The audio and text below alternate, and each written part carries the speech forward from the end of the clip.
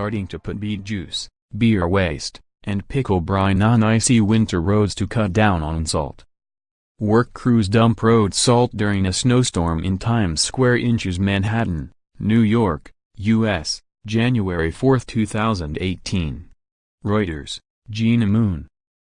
While salt helps keep your tires and feet from slipping on icy, snow-covered pavement, it's bad for the environment.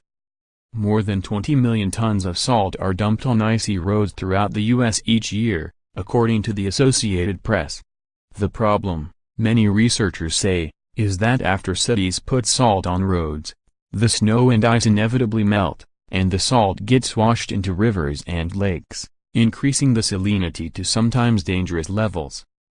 A study from the Proceedings of the National Academy of Sciences, PNAS, published this month found that increased salinity can catalyze the release of toxic metals into bodies of fresh water.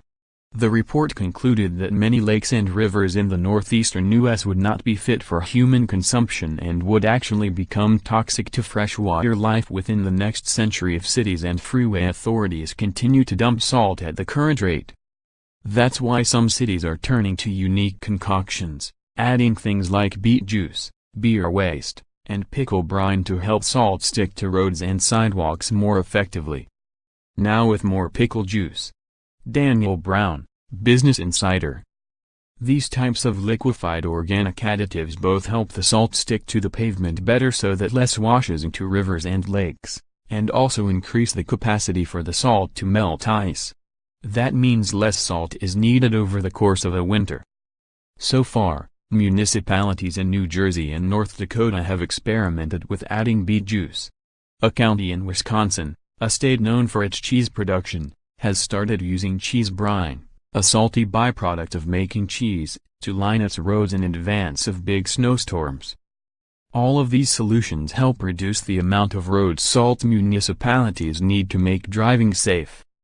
There has been a sense of alarm on the impacts of road salt on organisms and ecosystems, Victoria Kelly, from the Carey Institute of Ecosystem Studies, told the app. We've seen increasing concentrations in river water, lakes, streams. Then, scientists started asking the question, what is going to happen to the organisms living in freshwater bodies and what will happen to the freshwater bodies as a whole? According to the conversation, increased salinity can lead to dead zones at the bottom of lakes, where the salt water is denser than the fresh water.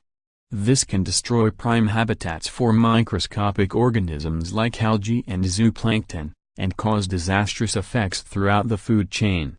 A 2016 study tested 327 lakes and found that more than 40% of them had increased levels of salinity. On top of that, salt causes billions of dollars of damage by corroding cars, pipes, and other critical pieces of infrastructure every year.